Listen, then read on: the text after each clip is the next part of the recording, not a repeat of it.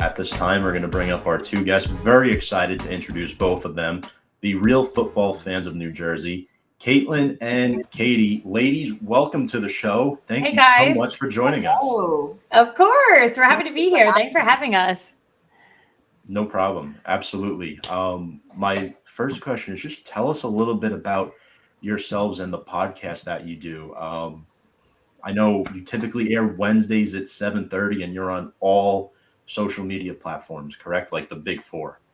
Yeah, so for social media, for our live stream, we live stream out through Facebook, YouTube, and Twitter.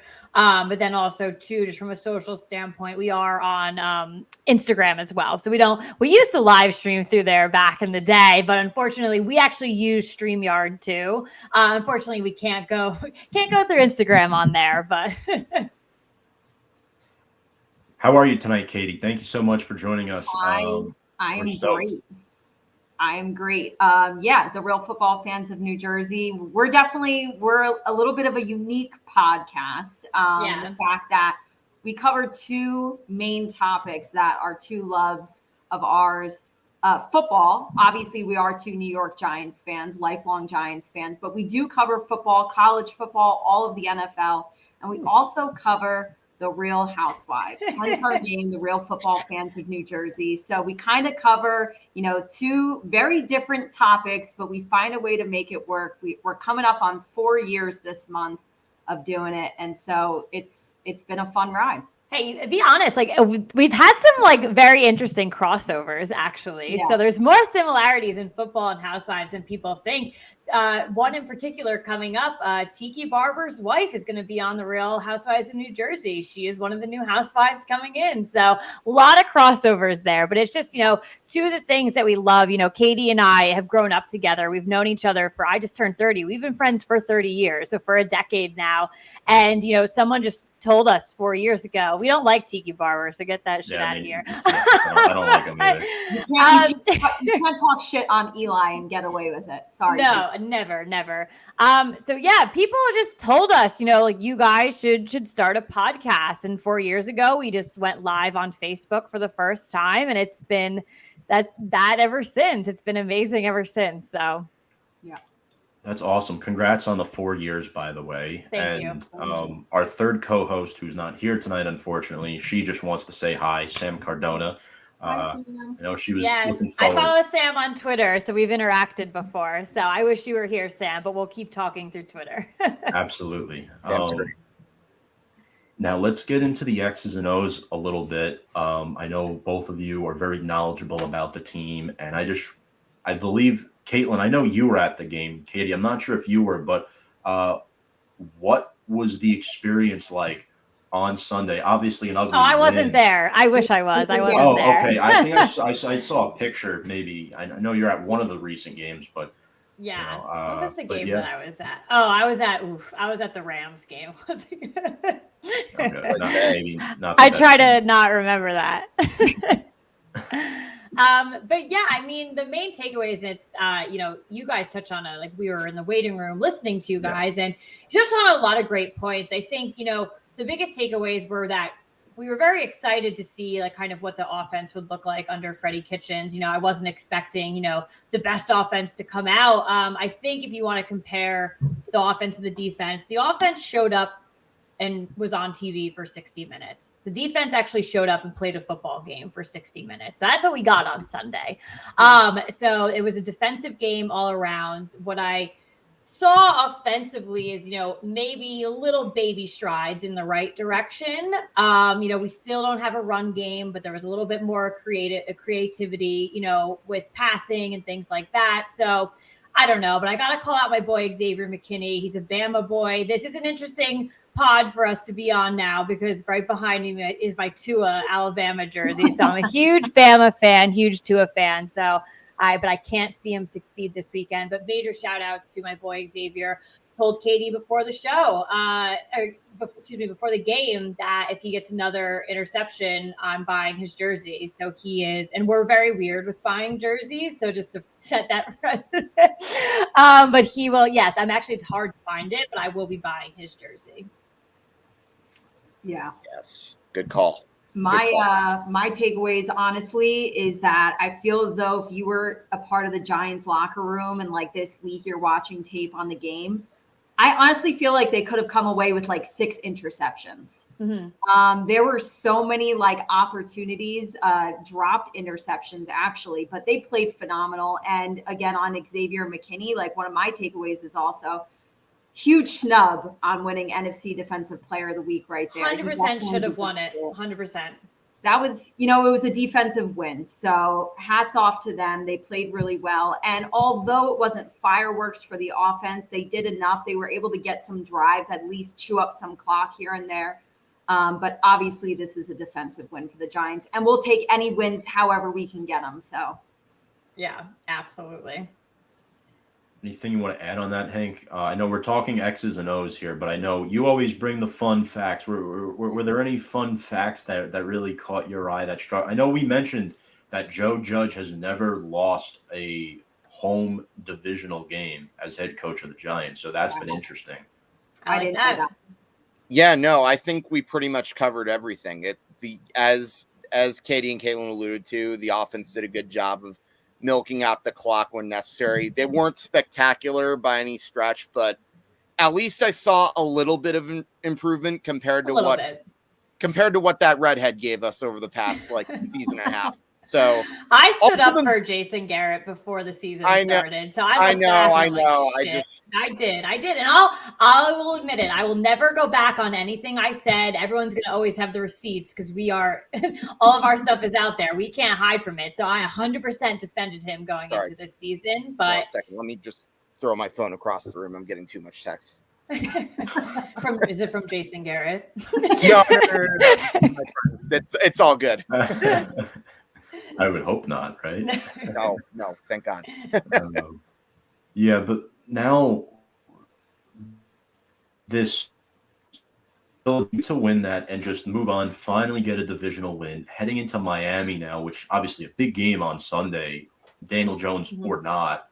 I mean, obviously we'll get into that in just a moment, but this is technically it's the extra game this year. So we usually play an AFC division, folks, if you're watching. Every year, Miami is the extra game because they both finished in second place in opposite conference divisions. I guess that's how that works, right? And historically, we're pretty good against Miami. 7-2, haven't lost to them since 2003. And Hank, I believe we played them in London as well, right? You're saying something about that was that was the ugly rain-soaked win in 2007. Yeah, at Wembley Stadium. That was actually the first regular season game in London. Fun fact. And remember that season like it was yesterday, and probably better than what I had for breakfast on most days. But in any event, I would believe it or not, this is actually only their second trip to Miami since my birth year of 1996, and it's for all the history that the Dolphins have had. I'll tell you another fun fact: the Giants have never lost to Dan Marino.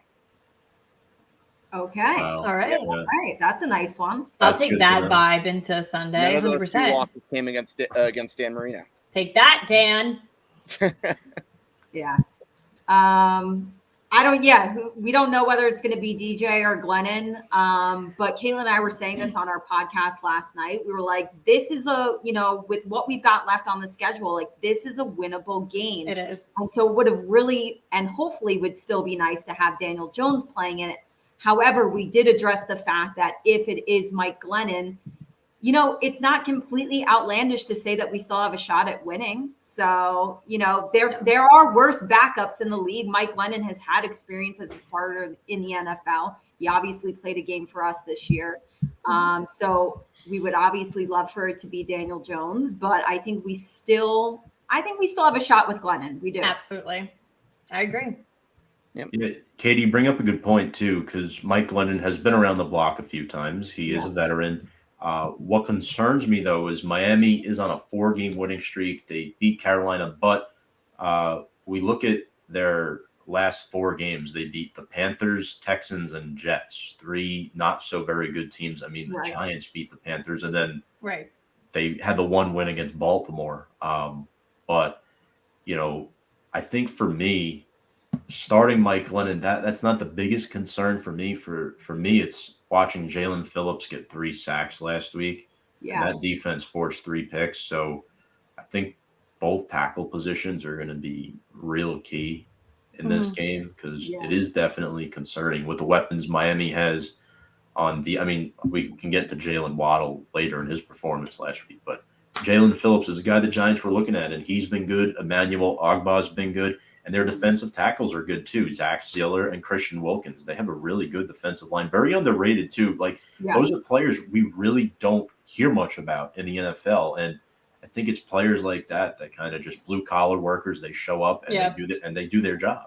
It's the kind of people we need. That's the line we had back in 2007 and 2012. I mean, you're right, because the line is never what is being showcased on the front of like the New York Times. No one's ever like, ESPN's not covering these big boys, but they get the job done. You explained that perfectly. They are blue collar workers and are coming in and doing their damn job. And it sucks because they are doing their job. And I don't think that our offensive line is going to come out and do theirs like they haven't all season. The biggest thing that frustrates me from this entire week is the coaching staff still defending Nate Solder and not putting, and I always say Matt Purr, but I think you pronounce his last, I think it's different. I think you pronounce it differently, but I'm the worst with pronunciations.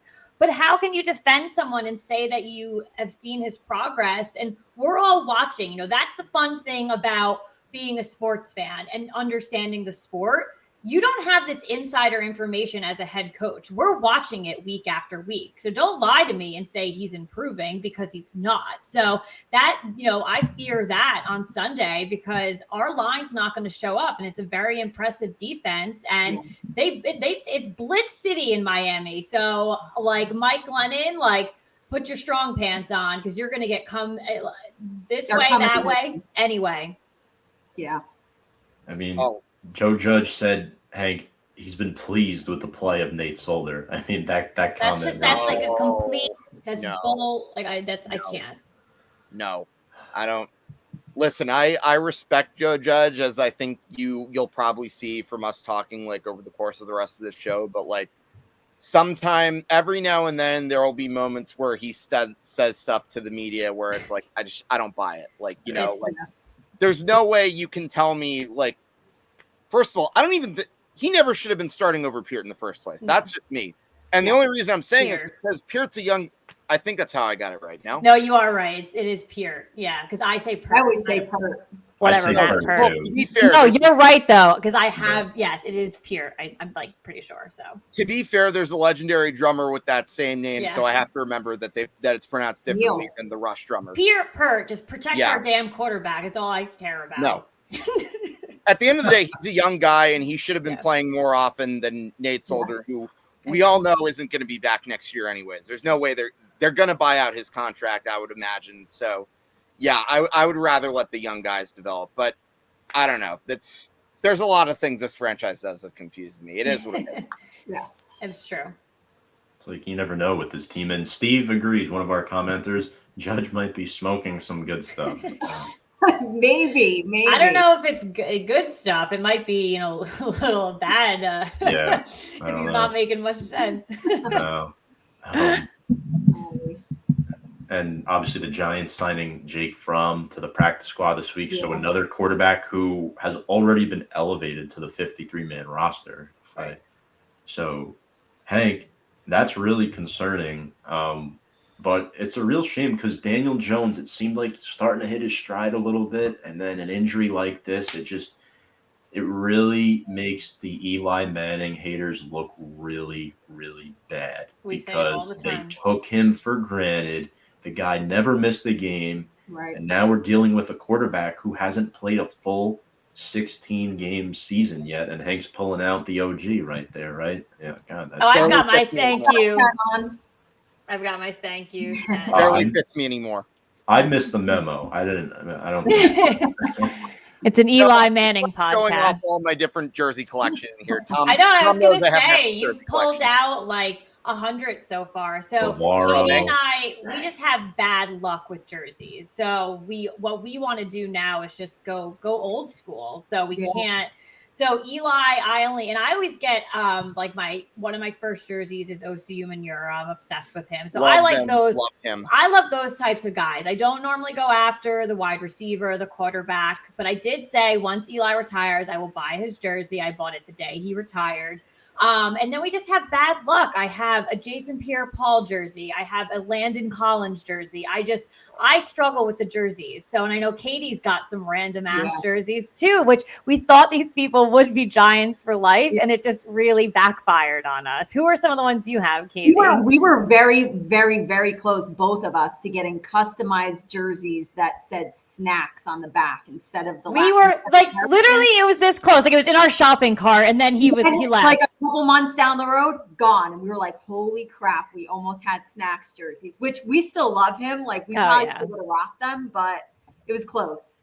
So now we basically, you have to like sign a long-term contract, or you have to just like, your career is over, you retired as a Giant, now we'll go get your jersey. Yeah. I even found this one not too long ago, believe it or not. Oh my God. Wow. That's a good one. But that's what we have to do. Like we have to get like an original Lawrence Taylor, a Frank Gifford. So I already have the original Strahan. So I wore that on Sunday. So that was my jersey of choice for Sunday. But we just have to go old school. Except for now, I have to buy an Xavier McKinney. Yeah, we said it. So yep. I was gonna say, since you're an Alabama fan, I was going to say that would be sacrilege if you didn't get one of your Alabama guys too. Yeah. Well, listen, I got Landon right away, and I was the only one in Giant Stadium that one game with a Landon Collins jersey. No one had one in the beginning. Everyone was still wearing their Tiki Barber jerseys, and I was like, ha! But now it's not that good. But I could always take it to a store and get Collins off and put peppers on the back. But I get a little concerned about that one. So. The contract expiring. Yeah, I mean, I haven't bought a jersey in 4 years. It's that's been just that long. And when Dave Gettleman's longest tenured players that he's brought in are Nate Solder and Riley Dixon, that should hard. Tell you. I mean, those are the third and fourth longest tenured players on this roster right now. That's not a good sign. No, not good.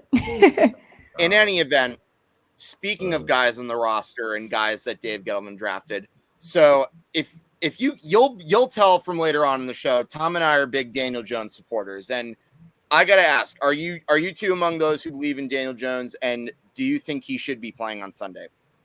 Kate? Well, I think injury, I get concerned about the injury. Like I really, but I'm also a little concerned about the news on the injury this week. You know, day one, he's done, he's going on IR. The next day is that, well, like we don't really know, but Mike Glennon's going to start. And now he's practicing and things look positive. So like that concerns me a little bit. How are we going from IR to he's playing on Sunday? Like that confuses me a little bit. We are 100% Daniel Jones supporters though. I need people to understand, like, he's growing into his position. I think he's done everything he's needed to this 2021 season to prove that we extend him and we take him forward. He's done everything so far. I don't need these last 6 games to know that. He's done it. He's proved to me what he can do. When he throws an interception and everyone goes and cries, go look at the interception list. He's not even in the top 20. You know, your boys, friggin' Lamar Jackson, you know, Patrick Mahomes, they're all up there with 10 interceptions on the season. And you are going to come at Daniel Jones, who was at 5 or 6 before he did throw those 2. So now we're getting up there. But in this past week, your favorite quarterbacks already threw more interceptions as well. So I don't like when that happens and everyone goes cries. He clearly got a neck injury from powering forward. So he's showing that he wants to move the damn ball down the field. So he's done everything I need to see. I would like to keep him. And for me right now, he is my franchise quarterback. I'm a Daniel Jones supporter with an asterisk next to that. I think I'm open to other opportunities. I know a lot of people were saying this was a make or break year for Daniel Jones, and I understood why people were saying that, but I also look at the quarterbacks that are going to be coming out in this upcoming draft, and I really don't like any of them. So that makes me want to stay with Daniel Jones. Mm-hmm. And as long as he is the quarterback of the New York Giants, 100% going to support him. I love that he reminds me so much of Eli. helped like transition like the sadness of losing Eli into getting somebody who was basically like a clone of him. Right. Yeah. That really helps. However, I am open to opportunities in the future, whether it be through free agency or, you know, a better quarterback draft class. I'm not willing to say that like I want him forever, but as long as he's with us, I 100% support him.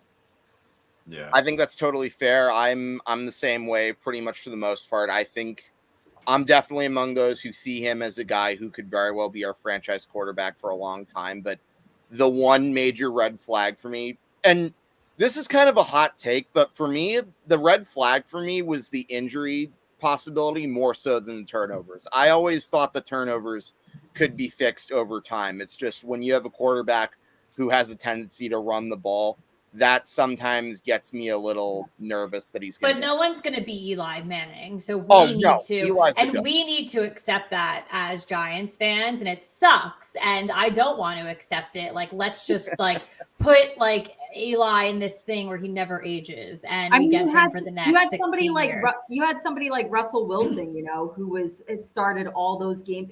And now obviously he's had injuries this year. It is so rare for any quarterback in this entire league to be able to do what Eli did, what Peyton did. It just doesn't happen anymore. No. But of course, with a guy who's like a dual threat quarterback who likes to run, you know, it's more at risk for it happening. And the pressure on these quarterbacks to be dual threat in this day and age, they all have to be these youngins to be able to do it. Yeah. And then the older they get, the less they can run. I mean, but they still try, and it ain't pretty. Like, look at like when Ben Roethlisberger, every time he tries to run, I'm like, boy, please, you need to stop. Like, you are inching like on age 50. You have children. Like, stop. Love the flow we're going at here. Just going to pin a couple comments from our fellow Falcon, or not fellow, but good Falcons fan friend, Noah Dibler. Congrats on the win, fellas. Thank you, Noah. I'm still curious as to why your profile picture is a downwards falcon. I guess it's drinking, so the Falcons aren't that great. So I think it's a depressed falcon. Listen, he's got the Braves. Let him be. Let him enjoy his Braves World Series. Unfortunately, we can't say much because they ruined Eli Manning Day. But yeah, they did. That's why I only own an LT jersey. True. It's smart. It's very smart. Fashion show next week, Hank. All the jerseys. Listen, the fashion shows that I have only consist of Yankees, Rangers, Giants jerseys there. Shout out Hank's mom. Let's see. Well, so I think the next question I have to ask you also relies on the offense. And so obviously we both established that Freddie Kitchens is definitely an upgrade. Well, albeit not a massive upgrade, but an upgrade nonetheless. And what were some of the differences that you two noticed in the offense since the Giants got rid of Garrett? We saw a flea flicker. That was fun. We saw a wristband on Daniel Jones's arm, or an armband. Yeah. I think it's really too early to tell a lot of the differences, and I think that's just being fair. What I like about Freddie Kitchens, though, coming in is just his offensive knowledge in general. And obviously Jason Garrett has offensive knowledge, but I go back to Freddie Kitchens' days in Arizona. He was there for like 10 years, and he did running backs, tight ends, and quarterbacks. So he hit every part offensively on the field. So with the Giants, he's tight end, and then now they gave him this title of like senior offensive person, like whatever.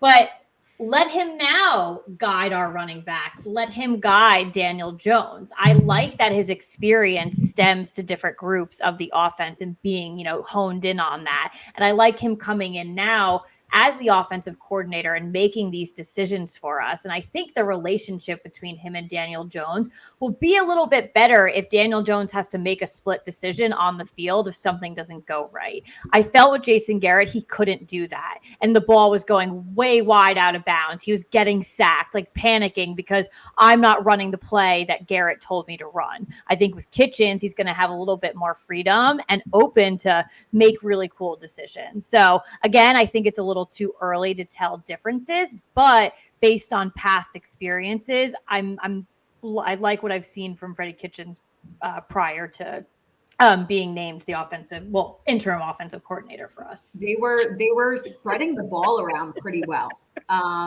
It's like Jared could barely tie his Not shoe. wrong. Yeah. It's not. They were spreading the ball around this past weekend. You know, I was like, holy crap, there's Darius Slayton out from hibernation. Like, who, think he wasn't even on the team anymore. Obviously, we need to get Golladay more involved. He was getting some looks on Sunday as well. I like some of the plays where they just had Daniel go for it, and I know that makes Katelyn really nervous.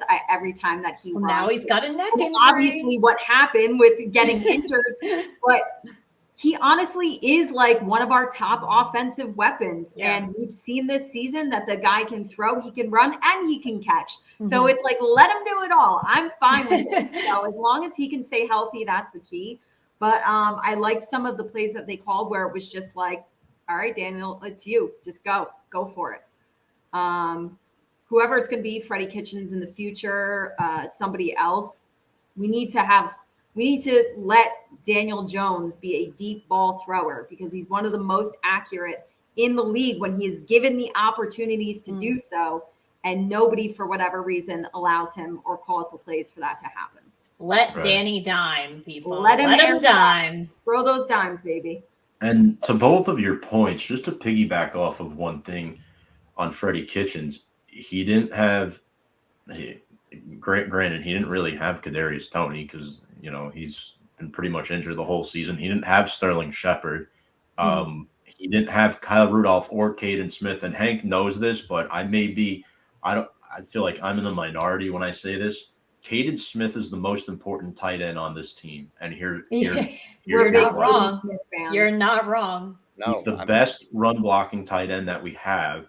And he has so much chemistry with Daniel Jones. He's a tight end, from start to finish, a tight end. And this is why it makes I hope they let Evan Ingram walk at this point. They really should have pushed harder to try to trade him, but I understand why they didn't because they're trying to save their jobs. So Caden Smith had really good chemistry his rookie year with Daniel Jones. And look at the tight ends we've had in the past. Kevin Boss, Jake Ballard. They were no names. Martellus Bennett. Brandon Myers wasn't good, but that's going a little too far. I was going to say, you're really pulling in that one. But those names, Bear Pasco even,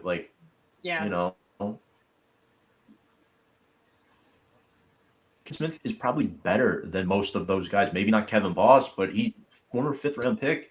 Let him start next year. And if you keep Rudolph, if you want to keep his insanely large deal, keep him as tight end too. I mean, you don't need to put all this money on the skill players where the trenches are what you really need to focus on. And the fact that Freddie Kitchens was able to diversify the ball without those weapons in there really speaks volumes to his play calling, because Barkley was getting stumped left and right. I think he had more negative runs than positive runs. So it really poses me to ask you both this question.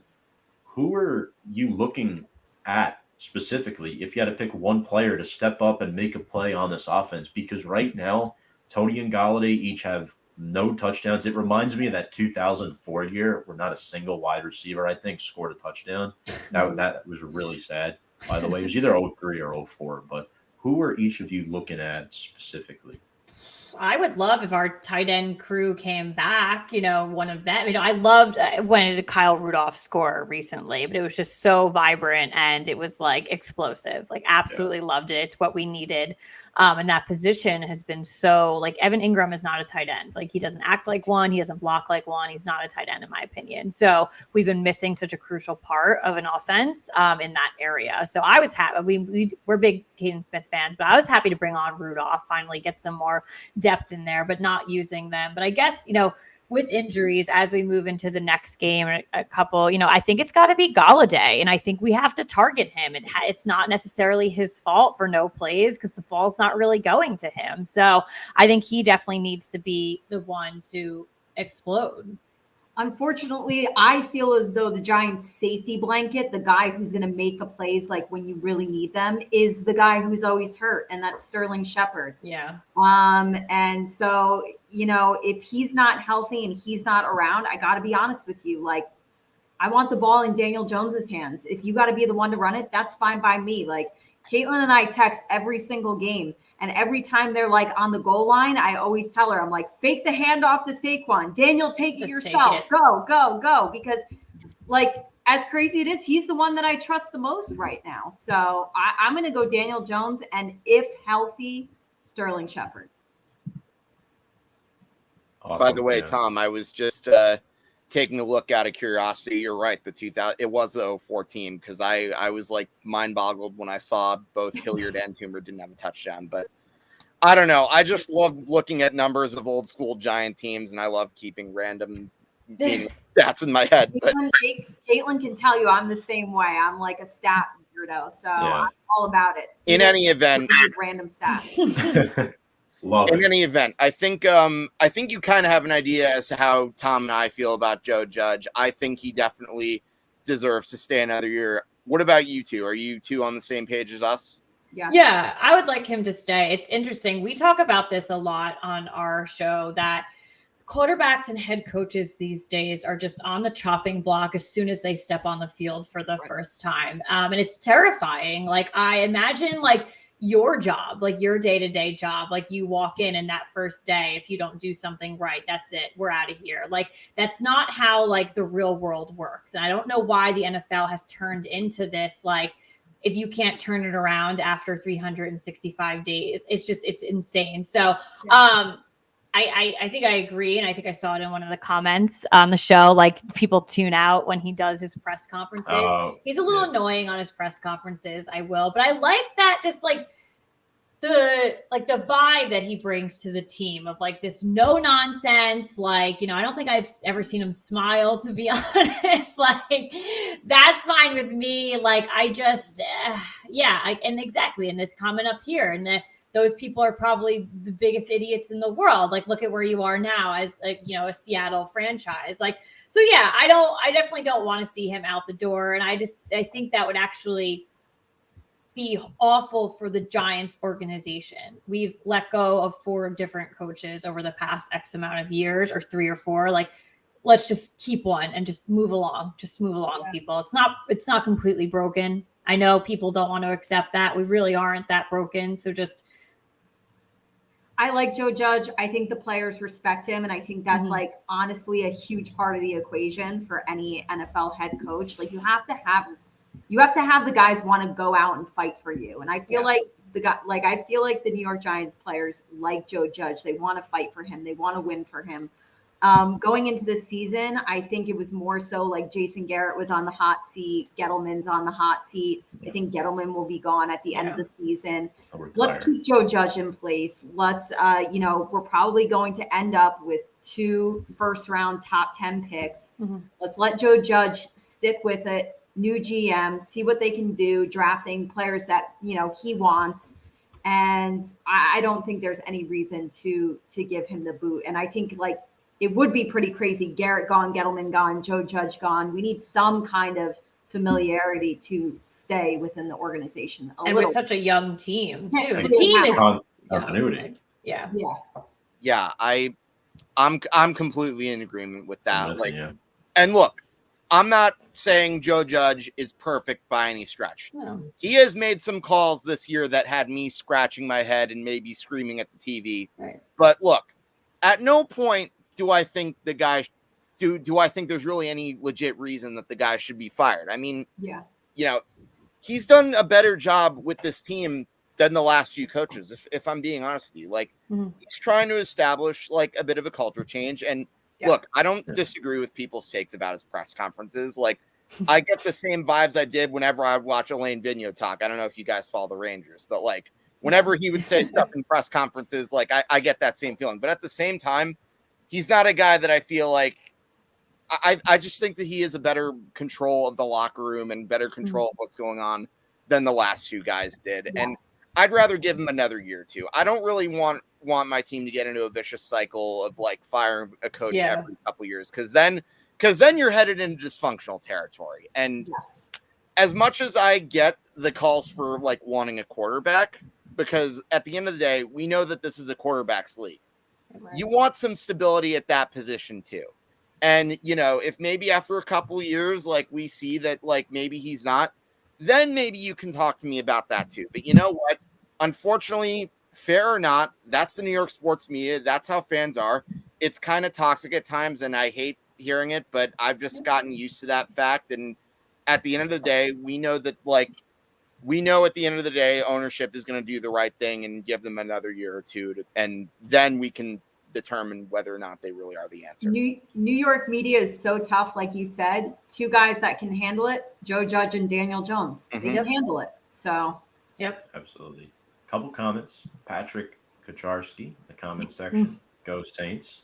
We'll be Saints fans tonight. Go Absolutely. Saints. Go Saints. Yeah, such complicated NFC East scenarios coming up since the NFC East is crammed up. Yeah, I mean, Giants are in last, but only by half a game. So to quote Jim Carrey, so you're telling me there's a chance. Yeah.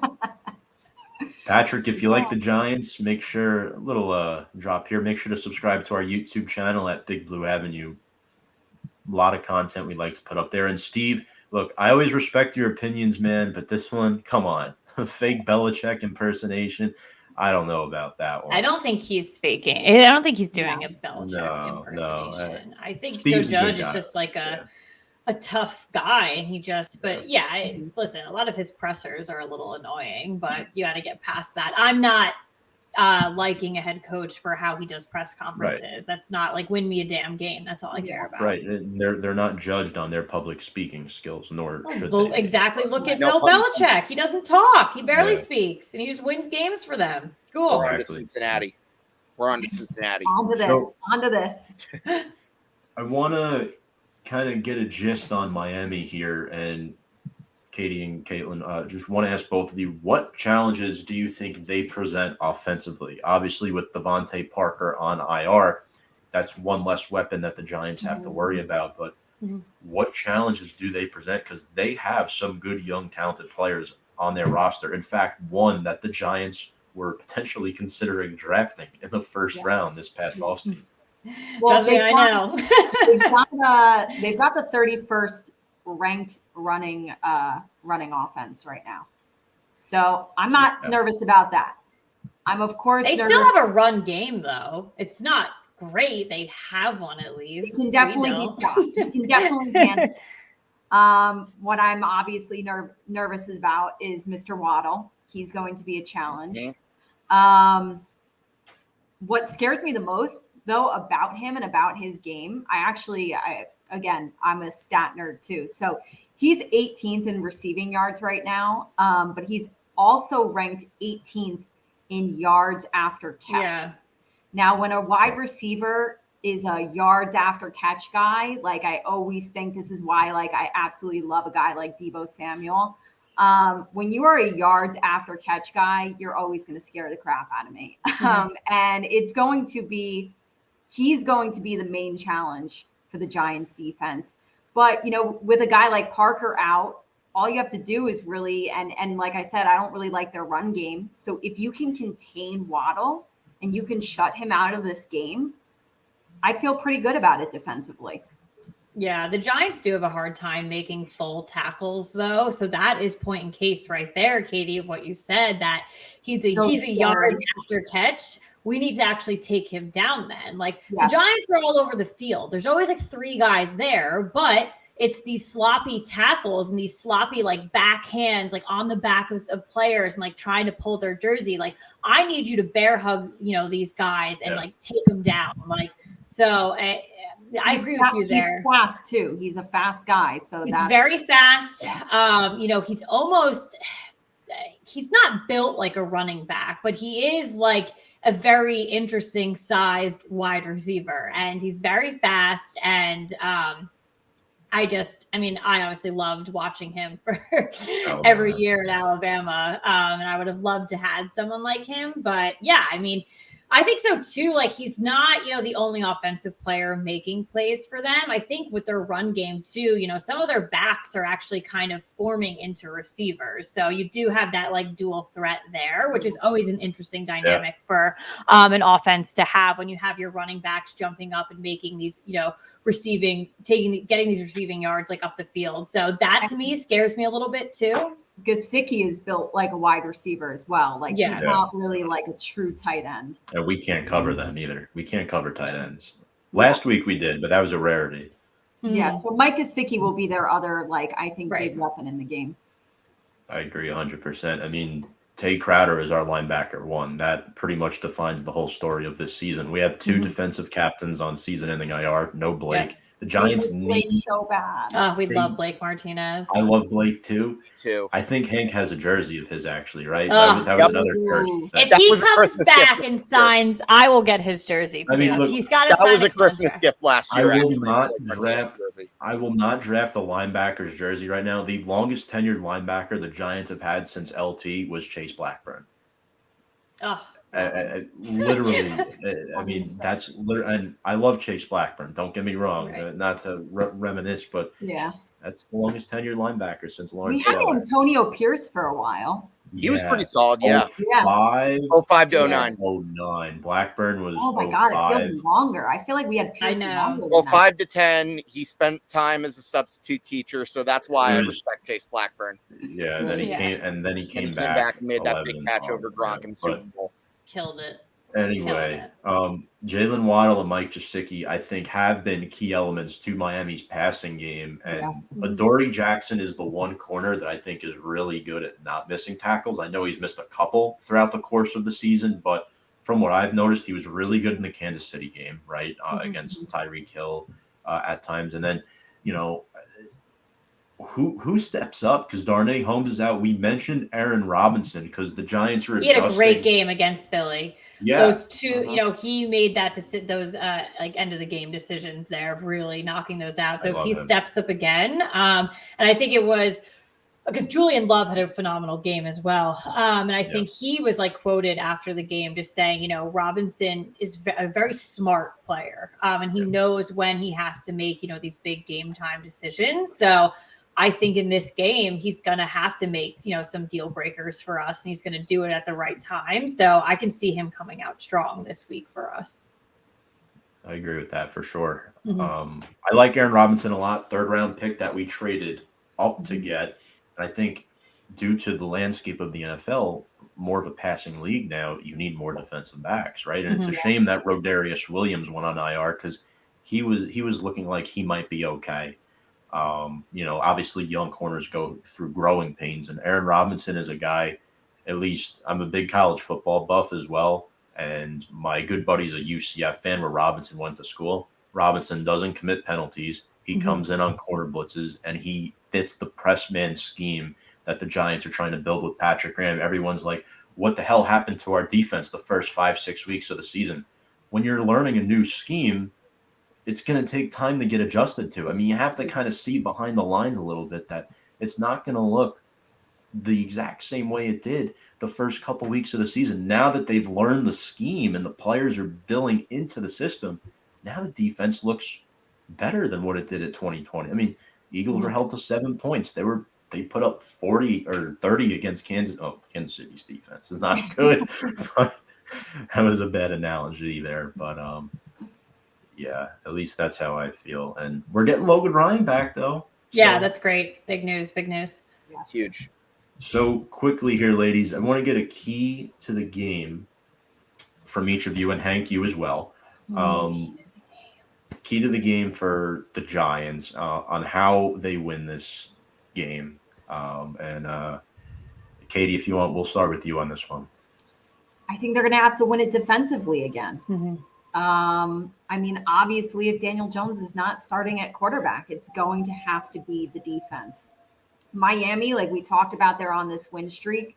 Obviously, they didn't play like phenomenal teams, but they are on this win streak. But I think they're on this win streak because of their defense. This is going to be a defensive battle between these two teams, and we'll see who comes out on top. Like I said, I still like our chances regardless of whatever quarterback we've got going. I know people have even been like, is this going to be a game that Saquon finally breaks out? I don't think so. One can only hope. One can only hope, but this is going to have to be one defensively for sure. I don't know how specifically, like defense-wise, like what the exact key is, but I think it's a defensive battle between these two teams. Yeah, I agree. I think we can't be down at halftime. We have to go into halftime leading. That really helped us against the Eagles. I thought they were going to be up by half, but our defense did come out and stop them. So we were, going into halftime, being up, and that's something we've struggled with all season. I think before last week, we were down every game going into halftime. I don't, as much as the Giants can show us that they can come back and they can make these wild, fourth quarter comebacks, I don't want to do that. I don't like when they do that. They make mistakes when they do that, even though they've pulled off wins, going into overtime with the Saints, things like that. But it's also made mistakes when we lost to Washington, lost to the Falcons, things like that. So we need to be, a big breaker for us is that we have to be up at halftime. Absolutely. I both agree with those keys. Hank, what's your key to the game? What do you think I'm going to say? Well, you say the same thing every week. I mean, come on. It's been third down. But in this case, it's a legitimate concern because you've got guys like Jalen Waddle and Mike Gesicki who are like legitimate weapons that Tua has, and we know he likes to check down to his running backs. Gaskin, 43, 212, and 4 touchdowns. Like I think that's probably just as much of a legitimate concern as in most weeks. But yes, as Tom mentioned, that's always my favorite key to the game because I always say one of the things that really swings a game is defense taking care of things on third down. Yeah, absolutely. And to your point about getting off the field on third down, Myles Gaskin, those 4 touchdowns, I think, Katelyn, you brought this up earlier. Gaskin has 4 touchdown receptions. Tua loves to check down. He loves to throw to the run. It was one of you that brought it up. I'm like, yeah, this is very relevant in this game. If they can't throw the ball downfield, who's going to get Gaskin down in the passing game? So that's definitely big. Obviously, it was important. The Giants and Miami defenses are both hot right now. The Giants forced 4 turnovers last week. Miami forced 3, so I think the turnover battle is going to be key. But for me, it is win the battle in the trenches. Devontae Booker, and this is really sad, 340 rushing yards through 12 weeks leads the team. That's pathetic. Yeah. Miami, not much better. Gaskin, only 2 touchdowns. And we both talked about it earlier, Hank.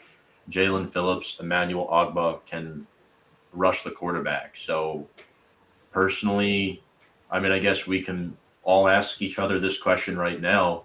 Yeah. I mean, we know Austin Johnson and Danny Shelton are. I mean, Danny Shelton's just bad. Austin Johnson's okay, but he can't be your number one in those. That's just, we got to draft a defensive tackle early next year, and then we'll have him for 4 years, and we'll repeat the cycle like we have for the past 20 years. But anyway, going a little off track. Like, how does our O-line match up against their pass rush and defensive line in the trenches, not just in the running game, but in the passing game as well, because we don't even know who's going under center on Sunday. It's like 2 completely different game plans. If Jones is playing, he's going to be running a little. If Glennon's playing, he's going to be pocket passing. So we really don't know what to expect, and the line is going to have to adapt to whoever's under center. Yeah, I don't know. That's why I fear a little bit with Mike Glennon going under center because, Daniel Jones can take the hits left and right, and it doesn't. I mean, I think in Tampa it affected his game. I think we all saw that, but it really doesn't. Like, he'll still go out there. He's very much like Eli. He'll still go. He'll still produce no matter how bad his line sucks, and they're coming after him and taking him down. Mike Glennon, though, I don't know. I don't want to see him get taken down for the 5th time and then just completely lose it. And then the whole game is just completely shot there. So I don't know how the line's going to match up. It's something, week after week. And I see there's always that picture out on Twitter the day after of someone looking absolutely stupid on our offensive line, whether they're running into someone else on the line or Nate Solder's all the way over here. And here's a huge gap. And Daniel Jones just kind of oh my God, what do I do? It's really not that hard. You're all 300, 400 pounds. Just stand. It's literally called an offensive line. Stand in a line and block your quarterback. It's really not that difficult. So I think Billy Price takes the cake, though, for offensive line memes this season. They're all bad. But that's the thing. Miami's defense, they're coming. They're going to be blitzing. They have a 42% blitz rate. It's the highest in the NFL. They're coming. And the thing is, like Daniel Jones versus Mike Glennon. Yes, Mike Glennon is he is a pocket passer. So at least if Daniel is playing and they're coming after him, he can Houdini and he can try to get out of it. Mike Glennon, it's not going to happen. It could potentially get ugly on that front if we have him under center. So I'm definitely nervous about it. And Miami does have a good pass rushing team. So we'll see.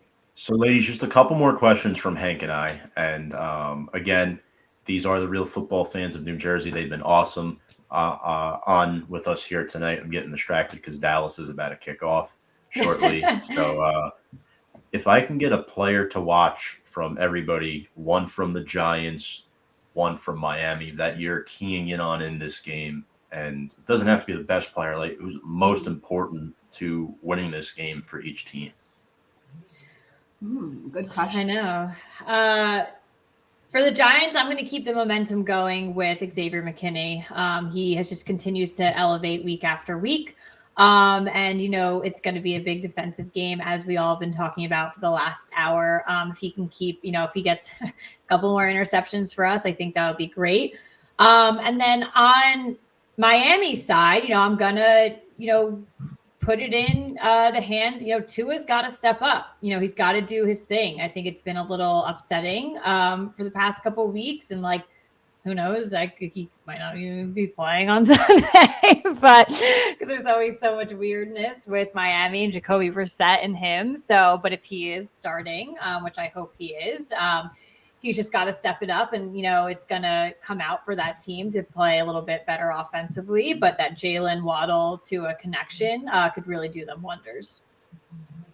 Yeah, like I said, I think it's going to be a defensive battle between these two teams. So I'm looking on the defensive side of the ball for both. Who's he's still having a really good season, but who's been a little bit quiet, at least compared to last season, that I'd really love to watch kill it for the Giants this Sunday is Leonard Williams. I'd really like to see him get into the mix a little bit more. Obviously, we had, at the cornerback position, safety position, guys were really stepping up last week. But I want to see Leonard Williams get after Mr. Tua. And honestly, on the other side of things, obviously, because we're talking about, potentially our quarterbacks getting sacked, I'm paying attention. I'm keying in on Jalen Phillips. He leads Miami right now with 6.5 sacks on the year, coming as advertised, obviously a first-round draft pick, and he's already producing as a rookie, looking really well. We need to be able to stop him and contain him, because if not, he can have another big day. Yeah. All right. Absolutely. So for my players to watch, I've got for the Giants, I'm going to go with Aaron Robinson for the Giants. And the reason being, yes, Xavier McKinney had a great game, but I think Aaron Robinson definitely was just as important in that win. Yep. Broke up a key play in the end zone, 6 tackles, 2 passes defended. He's going to have to step it up, because we know Darnay Holmes is probably going to be done for the rest of the season. And I think at this point, it was pretty much inevitable that he was going to have his moment where he had to step up. But now with Darnay Holmes being gone, probably for the remainder of the season, I think this is going to be his time to shine. So I'm going to definitely go with Aaron Robinson. And as far as Miami Dolphins go, look, Mike Gesicki is a tight end. We mentioned that those short passes to him are going to be a threat. Got to give it to him. He leads the Dolphins with 11 big plays, 52 catches, 596 yards, and a couple of touchdowns. Definitely low-key got to watch out for him. Yeah. 11 big plays. That's definitely a good one. I don't like that. So you took my Giants player to watch, but I'll think of something else. I think a guy I really want to see more out of this week, I mean, the obvious choice would be Golladay, but I'm actually going to go really deep into the roster here. I think Ellerson Smith could potentially have an impact on this game. We talked about the youth movement at the edge rusher position. Ojulari and Roche have pretty much unseated Zimenez and Carter as the starters. And I think Ellerson Smith, now that he's healthy, whether we talked about earlier, all these special teams players, Carter Coughlin's not back yet. Who's going to step up on special teams? Ellerson Smith could make a play or two. I also think third down situations, getting a pass rush in there. Miami don't have as much tape on Ellerson Smith as they do Ojulari and Roche right now. So I think that's a player to watch. And for the Dolphins, we all talked about offense and obviously, quarterbacks, but I'm going to go Javon Holland, safety, 2021 second-round pick from the safety position, 7 passes defended, 2 sacks and 2 picks on the year. And not to mention, he does not give up many passing yards at all. He's the 7th-ranked safety on PFF. He's been outstanding. I mean, you could pretty much go like that whole Dolphins defense because they're really good. I was going to say the Dolphins really shaped up in the 2021 draft, didn't they? Xavier Howard is a guy too. Corner Byron Jones they signed. I mean, a lot of weapons on there. Defense. Couple comments here before we get into our last question. Patrick says, "Thanks, love Big Blue. Born to a G-Men fan, a fan since 1979. Wow, great show. Brooklyn native, but living in Philly. I am starved for Giants commentary." Oof. That's rough. Well, we're giving it to you here tonight, Hey, Patrick. Listen, I have another good friend who lived in New York for pretty much most of his life, and he had to move to Philly to be closer to family. So we know a Cowboys fan from Philly. Yep. That's Joe Judge has a bit of understanding how to play against Miami coming from New England. This is a very good comment. And from a special team standpoint too, our special teams, actually, big shout out to them against the Eagles. They had a great game against the Eagles. It was something that kind of slid under the radar. They showed up. So let's see what we can do this week. And I think that's a phenomenal point that that viewer just brought up. Yeah. And that's why I brought up Ellerson Smith, because I think Cullen Gillespie is still hurt. I know Elijah Penny and Gary Brightwell are used on special teams, but it's a very underrated part of football. Yeah. So that's pretty much where I'm going to go. Javon Holland and Ellerson Smith. And Hank, we have one last question. You want to ask? Yes, for sure. So, Katelyn, I think I know what you're going to say, but Katie, I'm going to start with you on this question. Okay. If you could take one player from the Dolphins, who would it be? I mentioned his name just before that I'm going to be keeping an eye on him. I think I would go Jalen Phillips, and I'm going to go with him because of youth. Like, if you could already be coming in as a rookie and you're already crushing it, then that's pretty promising to me. And when you can get good young players like that, I would say him or Xavier Howard. He's obviously been stellar throughout the league for a long time now. So those would probably be my two. Yeah, so I would take Waddle.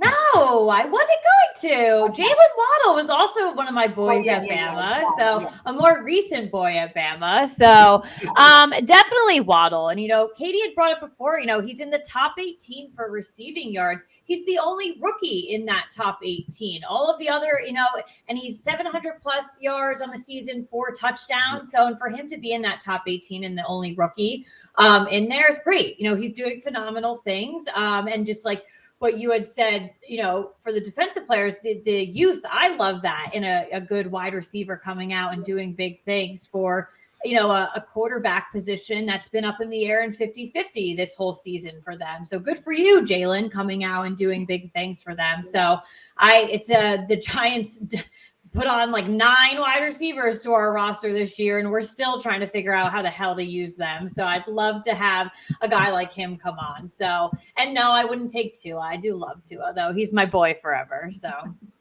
I wish him better seasons to come. Yes. Hank, who are you taking? I'm going to go with Jalen Phillips. I'm going to go with Jalen Phillips as well. He's another edge rusher. Lord knows we've needed more of those. We haven't had an edge rusher in like 5 years, I think. Yeah. This really wasn't too hard of a choice. I got to go with Phillips. Although Waddle is another excellent choice, I have to say. So I'm going to go with this is tough. I mean, I'm a Notre Dame fan, so I love Liam Eichenberg, and we can just really use an offensive lineman, and he's a rookie starting left tackle for them who can play right tackle. So I think he would be an upgrade over Solder and Matt Pert, but we could really use a tackle too, like Christian Wilkins, who's on a contract year to stuff the run, help stop the run. I mean, not that Miami has much of a run game anyway, just in general moving forward, that would be a guy I'd steal. So I would steal one of those two. But if I had to pick one, I'd probably lean Eichenberg just because our line is just so bad. It's not good. It's really bad. Not good. Not good at all. But now, all right. So the Giants are 1-4 on the road, and pretty much let's just predict this game before we have you both sign off here tonight. We'll give our predictions, and you can give a score if you want.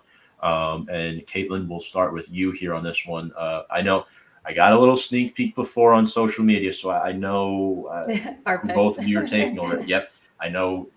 I'm not going to give anything away to the viewers, but give maybe a roughly estimated score prediction. Sure. Well. So I am picking the Giants this weekend. And I think, the theme of this conversation between the four of us is that it will be a defensive game. So I don't think the score will be too low, but let's go with 2017 New York Giants. I'm going with Miami.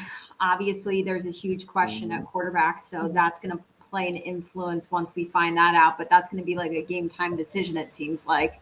But I am going with Miami, and I do think, like I said, I've been saying it this whole time, defensive battle. I could see a score like 17-13, 17-10.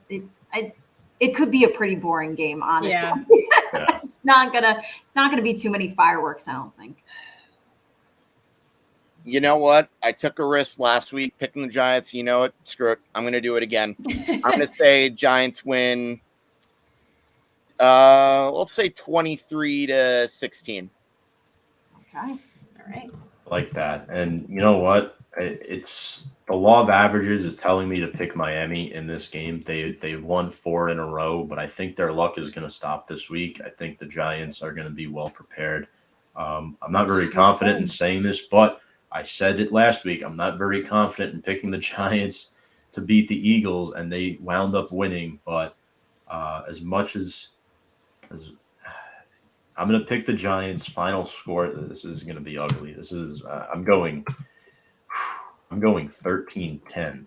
Giants win. Another 13. Too close. Yeah. Too low and close for me. Yeah, I don't think either offense is going to provide much. I mean, that the 10 points. Our defense is playing very well, but well, maybe some of our interceptions will turn into pick sixes. Maybe we'll get some points there. So that would be great. Absolutely. Or maybe the MVP Graham Gano just comes out and kicks like 100 field goals. I have him on fantasy, so if he kicks 100 field goals, I'll be happy. So Patrick says 17-14. G-man. I think we all agree it's going to be pretty low scoring. Yeah. But Katie, I do agree. But there's a good chance Miami might come out on top in this game. I just don't want to admit it live on air. But I'm always willing to admit it. I'm usually the negative Nancy of the bunch. So no worries. Okay. But anything either of you would like to add? If you could plug your podcast one more time, we've really appreciated having both of you come on and take the time to talk to us for an hour tonight. And this has been awesome.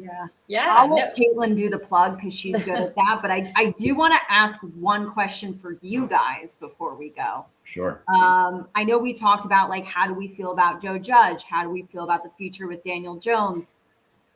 I am very adamant, and I have been for the last 2 seasons, that I really want the Giants to trade Saquon Barkley. And I'm curious on your thoughts with that. Do you agree? Do you disagree? What do you see coming from that? Hank, you go first because my president. You know what?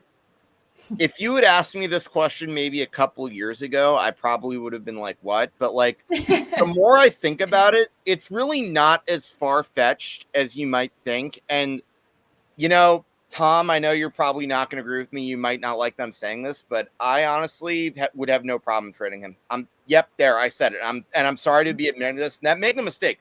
I like Saquon Barkley. I think the guy's talented, but the problem is we've never been able to build a good team around him. I feel like he'd be better like somewhere else. And not but if he's a solid player like we wanted him to be, he'd be making plays for us. Yeah, no.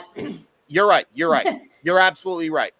My other issue too, I would think twice before signing that guy to a big extension. Oh, hell yeah. You can't. Yeah. The injuries I would think twice about that. He doesn't deserve the money. No, here's my thing, Hank, and I know you and I have had these discussions before, so I was a little surprised that you apologized to me because I somewhat agree with you on this. I think Barkley, I want him on the team next year. I want him to play on that fifth-year option. He's going to have to. He doesn't have a choice, right? I don't want to trade him this offseason, but he has to play on that fifth-year option next year. And if we don't see any signs of life, then I think trading him would be a good idea. But then again, what would his value be if he's still getting? Obviously, I'm sure there's teams. He's lowering it. That's game the problem. by game. One more serious injury, and the value is out the window. And why pay a running back so much money? And we talked to a Cowboys fan who hates the Zeke contract, hates the Dak contract, and it's true. You're paying your stars this much money. You can't build a good team. Well, look at Dallas this year with Pollard. Give us Wayne Gallman. Yeah, give us Wayne Gallman. Bring him back. 4.5 yards a carry. I'll take him back.